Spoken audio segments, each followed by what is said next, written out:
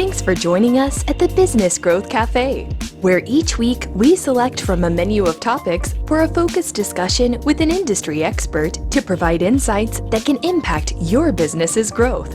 With your host, Angelo Ponzi. I am Angelo Ponzi, your host here at the Business Growth Cafe, and thank you for joining us. EOS, the Entrepreneurial Operating System, is a practical guide or system for helping business owners achieve their desired success. The process consists of 6 key components, which I'll explore with my guest today, Chris Duncan, a certified EOS implementer, serial entrepreneur, and founder of Accelerate Well. Chris, welcome. Thank you. Good to be here. Yeah. So before we get going, what I'd like to do is have you tell the audience about your company and about you. Give them some perspective of who you are. Okay, sure. Yeah, so Accelerate Well is my little consulting practice or coaching practice, and what I do is I coach leadership teams, entrepreneurial leadership teams, and my background really is entrepreneur. I started my first company at 16 and kind of got the bug. I knew at a young age I wanted to live that life and be an entrepreneur, and kind of had that through high school and college, and then when I got out, I actually majored in, got a degree in entrepreneurship, and just knew that was the path for me, and started my first company, my first tech company at 24, and built that with my team into the market leader, and that was good. And over the next several years, I built 4 other companies and sold 3. One was a total train wreck, so I learned a lot in all that too. And so anyway, I've been an entrepreneur for more than 35 years, so learned a lot about myself, about people, about teams, and about business in that time. Okay, very cool. Actually, my first business, I was 23, and it took off. It was in the film industry. So it was a company down here we started called Film Cannery, and our strategy was to bring Hollywood to Orange County. So we were a little ahead of ourselves. My partners were 45 and 46. I'm 23. They're telling me stuff. I'm listening to them, and it was up and down and out and dead within 8 months. But what I learned was just incredible. And that experience, more than I ever learned in school, in the sense, right? Because you're really experiencing and understanding, looking at numbers and doing all that stuff. And then it was only 7 years later I went and started my second company, which over the next 13 years grew and got to sell it, opportunity to sell that, and I've done a couple of those. But I call it litter along the road, or dead bodies along the road. That I've had many that I thought were great ideas and just didn't go anywhere. Yeah, I call it scar tissue. Scar tissue. There you go. And I think that's probably something that you see in we're going to talk about EOS and as an implementer in a second, but I would imagine you see all the time, because I believe that entrepreneurs just fall in love with what they're doing in their business, and sometimes they, more often than not, they can't see the forest through the trees. Yeah, it's rough.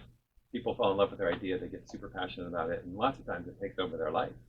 And obviously that's not good if you want to live kind of a life where you have, great family and great friendships and all these other things in life. And so it is this interesting balance of how do you build a great company and live a great life. Yeah, I've heard that phrase. It's called balance, life balance. Yeah, exactly. That's why I've never experienced it, but I've heard about it. No, I mean, it's true.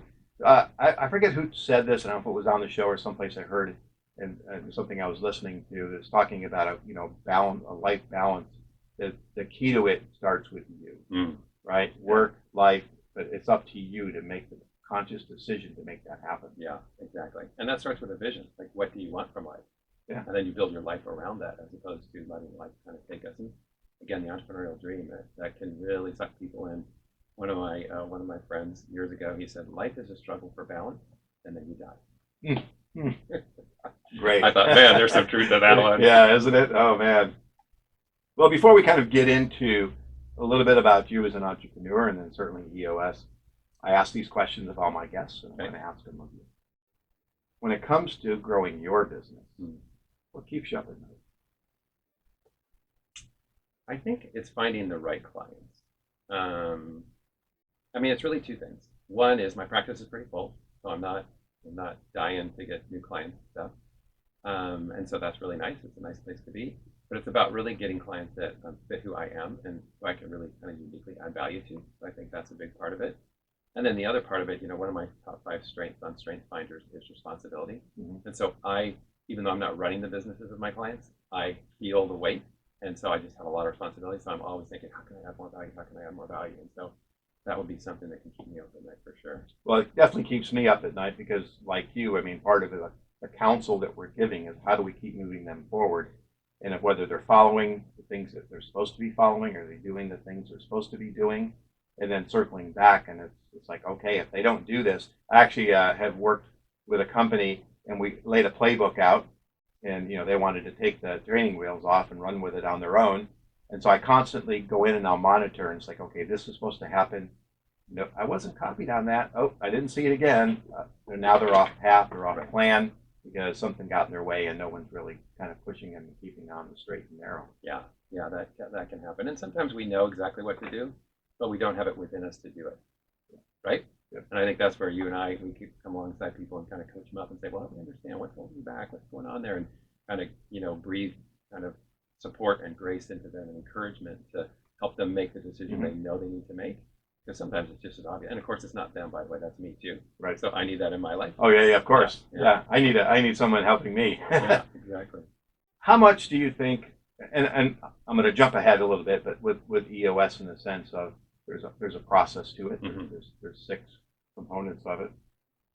How much of working the program versus, I'll call it, coaching, kind of what we're talking about, where you're kind of like, you need to do these things, and you're cheering them on the sidelines versus, them kind of implementing them themselves. So I mean, implementer, kind of coach.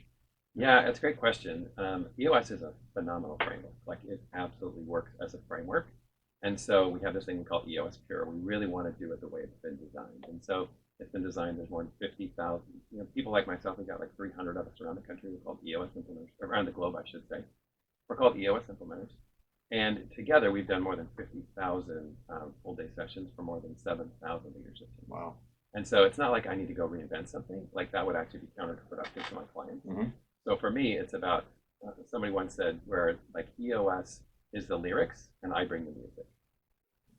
And so you want to follow it, you want to do it all, and there's coaching involved. It's, a big part of this is creating a safe environment, because we get together and I coach the whole leadership team, and we do off-sites together.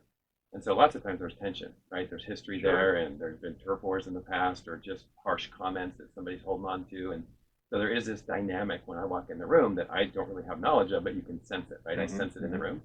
And so a lot of it is I'm just trying to work with those people in the room to create an open, honest, safe, transparent, vulnerable environment where people can be real, come out, and be respected no matter what, in a very respectful environment. So I find that's where the coaching kind of comes in a lot, is creating that environment where people feel like, oh, okay, I can go there, and I'm going to be protected as I step out on that limb. Chris has got my back. And then other people see how they respond, and you go, oh, well, that didn't kill me. That guy didn't get killed when he took that risk and said that about the boss or whatever. And you create this environment where it just becomes really, really healthy. While I'm not an EOS implementer, I do have some programs when I start off working with a client, doing an assessment, an alignment, as I call it. Mm-hmm. Same kind of thing. It's individually, I want to understand where they are in their head as far as the vision of the company and what they think their brand is, if you will, or any issues. And then I aggregate all that and then play it all back to them. And the goal of those meetings, because most likely they're not in alignment, is to bring them in alignment before we can go forward. Because how do you do brand strategy and marketing and all these other things if you've got 10 people that aren't in alignment at all? They're all over the place. So some similar things there. Mm-hmm. Another question I ask is, what is the best business advice you've ever given and or received? If it's different? Yeah, it's a really interesting question, right? I mean, like, I guess the thing that pops into my head is be you. Like, there's nobody that can be Chris Duncan other than me. Like, God made me to be me, and to the extent I live into that and mature into who He made me to be and take on and grow in those skills and all that stuff, then I'm really a great Chris Duncan, and I bring that to the world. Mm-hmm. Because especially early on in my career, I'd look at that person and go, oh my gosh, they're just amazing at that. Maybe they're a great public speaker, or maybe their brain works so fast. I wish I had that. And there was lots of wishes and wants. Sure. Too. And in that, I would kind of feel less about myself. It's like, well, I'm not good enough because I can't do that or that or that. And it's like, well, that's not really the deal. I just need to be the best I can be. And as I grow and am comfortable in that, then I have more confidence and more abilities. And I just keep honing and refining that. And so I think getting comfortable in your own skin and who you're made to be, and then honing the skills and gifts that you've been given, that creates all kinds of great fruit in your life. I mean, obviously in a business it does, because you can lead, and I don't have to pose and posture and pretend like I have it all together, because I know I don't have it together. Everybody else knows I don't have it together. I might as well not pose and pretend I do, because Sure. everybody knows I don't. And so it just gives me confidence and peace, and then I can create that environment for others. Well, of course, you take that home too. Like if you don't have to pose and posture around your family and your friends and your kids and try and be perfect, and it's like that's just not good. So Yeah. that's been really life giving. Great advice. I like that. I mean, a part of the show is it's about business growth, business advice, tips and tricks, if you will, that can help my listeners, and that certainly is some great advice as we just getting into the show. So hang on to your seats, ladies and gentlemen. We're going to have a lot of good stuff coming your way. So real quick, so you touched on it, and I called you a serial entrepreneur, and you had. I've got this Simply Win, Convene, Regal Technology. I think probably was your first company, right? Technology. Yep. What made you decide to take that route as a consultant or an entrepreneur? I know it drove me, but what drove you at an early age to step out and pursue that? I think it was two things. I think it was freedom. I looked and I saw the entrepreneurial kind of life, at least in how I perceived it, as being freedom. One with options, like, hey, you get to do fun stuff, you get to do great stuff. If you do well, it works financially, which I had a strong desire back in the day. I grew up in the '80s, and so there was that whole kind of like, let's go for the money deal. Yeah, let's get the money. Show me the money. Yeah, and so the freedom and the money piece, and that was really attractive to me. Of course, over time, you kind of get to the point in life where you make enough money, you're like, oh, this ain't about money, is it? And so you get to ask deeper questions in life. But yeah. Okay. Did you find, or do you find now, if we look at the challenges? I mean, you had several different businesses. They were not all the same, right? Right. So very, yeah. What was Simply Win? Simply Win was a software company. Okay. So it's software as a service to help companies get everybody aligned. The leadership team. There's like lots of company software technologies or software solutions out there for project management, but there really was, at the time I started it, very little, almost non-existent of strategic alignment. So helping companies get kind of aligned at the strategic level and get that cascaded throughout the whole company, so everybody's rowing in the same direction. Okay. And then there was also a kind of a team health component in that. Okay. Yeah. And what was Convene? Convene was actually a peer group, a CEO peer group. That's right. Yeah. Okay. Yeah. And then I think you started with 20 people and grew it to 400, was it? Yeah. When I became a member of it, and I got great value of it when I started as a member of that.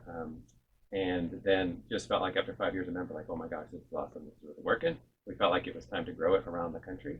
And so I kind of sold majority interest in some businesses and went on to take that on full time. And when I started, we had 20 entrepreneurs here in Orange County, and about a decade later, we had 400. Is it still called Convene? Yeah. I've actually never heard of it. Yeah. I mean, yeah. So I know Vistage and right. Critical Mass and Renaissance and them. And actually, Vistage was a client of mine for like 4 years. So part of my job was to do competitive analysis. I don't think I ever ran across Convene. Yeah, I mean, Vistage is obviously 20,000 or something. Yeah, the behemoth. Yeah, and Convene is a faith-based version. Okay. So it's kind of how do you build a business and have peers in here giving you advice around it. How do you build a great values-based business? Okay. Yeah. Okay. A little bit like Fusion. A little bit, yeah. Okay. Exactly. Okay. So in growing these businesses, and again, they're different, and I want to put a perspective to it, the challenges you faced there, are they the same challenges you face in growing your EOS business? Or is it different? I would say some are similar, right? I think one of the biggest things about growing a business, if you really want to grow a business kind of the way I would define success, which is kind of this holistic life success, is a lot of that's at you as a leader, right? It's who am I as a leader? And so to the extent that I run up against walls, okay, what do I need to grow in? How is that exposing something in me? How do I need to keep growing? That's consistent throughout every entrepreneur endeavor, right? And probably anything in life when you're growing. You hit walls, you can either shrink back from them, you can get plateaued, or you can figure out a way to break through. So I think that's been very consistent. Probably the biggest difference is this is not a team deal. I love working on teams. I love leading teams. And what I do is just kind of, it's me and I'm coaching entrepreneurial leadership teams. Well, that's the one thing I like when I go into an organization that has staff already, and I'm kind of overseeing that staff. All of a sudden, I have an instant team. I had one where I had 7 marketing people and about 12 salespeople that I was kind of overseeing. One a few years back, between I had sales, marketing, and HR, which people go, hey, you're a marketing guy, we got to with HR. But it was more about integration in the business because we had employee issues and we were growing very quickly and sales needs a lot of people and I was involved in all that. So I love the teamwork. I love the collaboration. I love being able to provide leadership, not necessarily being just a leader, right? We'll do this. I want people to be inspired and whatever tools I can give them, paying it back, if you will, or a mentor of mine, well, when I first started off, and he was doing all these great things for me, and I said, you know, what can I do for you? Can I take you to dinner? Or, you know, whatever I could do, I don't have any money. He says, someday you'll be in a position to pay it forward or pay it back, and that's what I want you to do. And so I always get involved when I can in doing mentoring programs or whatever it happens to be. So way off topic. Let's come back now. Let's talk about EOS. Yeah. So give the audience that may or may not know about it a 30,000-foot view of it. Sure. So EOS, it stands for Entrepreneurial Operating System. And it was created by a guy named Gino Wickman. And Gino is a serial entrepreneur out of Detroit. And he was kind of, when he was growing his businesses, kind of really a student of how to build a great business. And then also was in a peer group and kind of learned from others and how do you do this right. And so when he sold the family business, he decided to say, you know what, I'm gonna pursue this full time. And that's when he really began putting together EOS, which EOS is kind of it's got a simple set of practical tools and they're really timeless concepts. And what's fascinating in it is like there's nothing that anybody sees in EOS and goes, oh my gosh, that's amazing, that's rocket science. Like my experience is like the uniqueness of it is that it all actually works and it works together. Because I've seen so many things out there that are really good and they're good theory. But the minute you actually try and do them in a business, you're like, oh, this isn't actually working. That's the genius of EOS. And so it's really designed to do three things for entrepreneurial teams. It's called vision, traction, health. So vision is just getting everybody 100% aligned with where you're going and how you plan to get there, right? And again, we start at the leadership team level because most of the time leaders are not on the same vision. They're not aligned going forward. The second one is traction. And so traction is all about building discipline and accountability, starting at the leadership team and then taking it through the organization. And then the last one's healthy, which is just becoming more healthy, cohesive, open, honest team. Because again, most of the teams aren't. They've just had other things happen in life and you get leaders together and sometimes you get banging heads. And so it's how do we create a team that's really going to be healthy going forward? Sure. Now this isn't, let's have a retreat over the next 3 days and do this thing. This takes time. Yes. So what's the investment of a business's time? Yeah, so it's kind of a 2-year journey to get this into the DNA of a company. And so we start out, we do, kind of 3 offsites within about 60 days. And so we do a lot of intense work getting the foundational tools really taken in and getting the vision completely aligned on kind of at the company level. So the leadership team, everybody's stacking hands bought in going, yes, that's where we're going. That's who we are. Let's go. And then we start doing quarterlies and annuals. And we just do that until they've got it into their DNA. So one of our goals is really to create independence. So we don't want people hanging around forever. Like that doesn't feel like success to me. Like your kids, we were just talking about kids before we came on, you want to raise your kids up and want to launch them and let them go. Like that's kind of my role. Okay. Now, so you said vision, traction, and healthy. And then there's those 6 key components, which are vision, data, process, traction, issues, and people. Now, obviously, we don't have time because you do this over several weekends, but you dig into each one of these. If I was going to pick one, my guess is vision is the most important because nothing else is really going to work unless the vision of the organization is clear. Now, did I hit that right or did I not? It's fascinating. I don't know that I could pick one. It's kind of interesting because if you focused on vision but you didn't do the other 5 or you were weak in the other 5, you'd never accomplish the vision. Yet if you had a super strong data component and the other ones weren't great, you'd know kind of where you were failing maybe or where you're succeeding. But it really is this combination. And that's the beauty. The integration synergy. of it. Exactly. Okay. Yeah. Okay, let me rephrase my question then. Yeah. If I had to start with one, where would I start? Yeah, it's interesting. At EOS, we take a traction first, vision second approach. Okay, interesting. Which is really interesting because most of the time when people take leadership teams off site, they start with vision and they create this grand thing and it's awesome and we're going to go do this in the next 10 years or 30 years, whatever. And people get excited about it and then they go back to their office and stick it on a shelf and they don't look at it again, right? Yep, absolutely. All the time. I got a lot of stories about that. Yeah. And so we start with traction, like how do you build discipline and accountability in the organization? And then we actually create the vision. Now that I know, we're going to sit here and let's say you're in charge of revenue, right? Which would be a normal place for you to be at that table. If we're sitting there and we're doing vision before we do discipline, accountability, or traction, you might say, oh yeah, we're going to go from 10 million to, people in the room like, let's go to 100 million in the next 7 years. And you're like, oh, I'm not sure, but okay. Whereas if we go, hey, okay, Angelo, you're in charge of revenue. Can you get to 100 million after we built in discipline and accountability? Everybody on the table is looking at you for that. They're like, hey guys, how about we go to 50? Right, and so it introduces some reality into the mix. That makes sense to me now. Okay. Yeah. Then you have more bought in because you're not really bought in if you're like, hey, that sounds good. High five, let's go home. Like you really have to know we're committed. We're actually going to go do this. Let's go. So you have to actually believe it. If you do traction first, then vision, you actually believe the vision. Okay, I got that. So let's give me a story.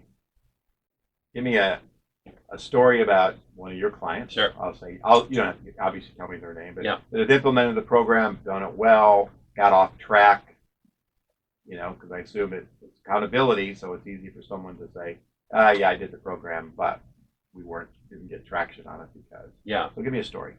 So you want one that didn't work, or you want one that does work? Well, we've got a few minutes, so okay. Well, give me. So I'll tell you about one that's real current live. Okay. This is live one. So when we got started with these guys, and they're a contractor, it was 3 of them in the room. So that was their whole leadership team, just 3 people, and they were probably doing 13 million in revenue. And as we got going, we started doing this stuff. They started, okay, we're getting a structure in place. Oh, we need this person, this person, this person. They started ramping up sales, cash flows there. We're able to hire more people. Got to 7 people on the leadership team, which is just amazing. Like they just filled it out with great people. And then one of them's like, I'm not sure this one person's going to fit. And so right now they're kind of struggling through that. I'm not sure that is the right person for that. And so they're killing it. They're absolutely killing it. Probably grew 60% this year. Wow. In profits as well. And not all rainbows and butterflies, right? There's lots of stuff going on.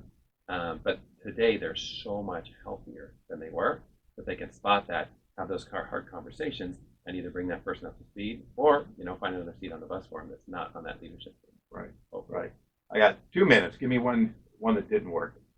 One that didn't work. Probably the one that really bums me out that didn't work is got started with this company and they were in urgence. Like, we got this company meeting in January. We got to roll it out to our whole team. We got to get the vision done. And I'm like, okay, but I don't really want to work with you unless you're committed to 2 years in the process. And that's not them signing an agreement with me for 2 years. That's just them being committed to the process for 2 years. Yeah, good, go. And then, we get 2 sessions in and they got into a cash flow crunch and they got their big meeting over with. And then they went and faded away. And it just breaks my heart because we were starting to get traction and the team really needed more help. Like and then they went away. And so that was kind of like, it's just so sad when you can see it. I could see it getting better and I could see they needed so bad. And yet they weren't, Yeah. The leader primarily wasn't willing to stay engaged. Well, I think that kind of reflects the fact that we started this conversation. It's just too easy without that commitment that you make an investment and it just goes by the wayside because you're not following through. Like I was saying I think I said with my playbook, I think it was our conversation. Client starts to implement it. I'm not there watching them. Next thing I know, stuff's not getting done. Why? Because they're off doing other things. Yeah. Well, the good news is that doesn't happen hardly at all because, again, especially today, I bet people more. Right. Just to make sure you're going to be in it. Sure. All right. Well, unfortunately, we just started to scratch the surface on this, but I think we've maybe whetted some appetites for people out there about EOS and learning about it. So why don't you tell the folks in Radio Land how they can reach you and all that good stuff? Sure. So my website is Accelerate Well, so accelerate.well.com.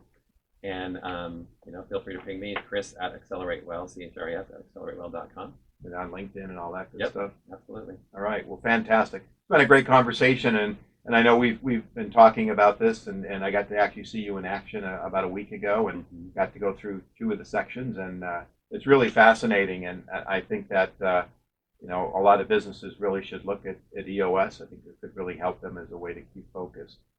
And thank you out there for listening and joining me at the cafe today. You can find out more about me, read my blogs, or view my show videos, or sign up to receive more information at ponzigroup.com, or certainly connect with me on LinkedIn.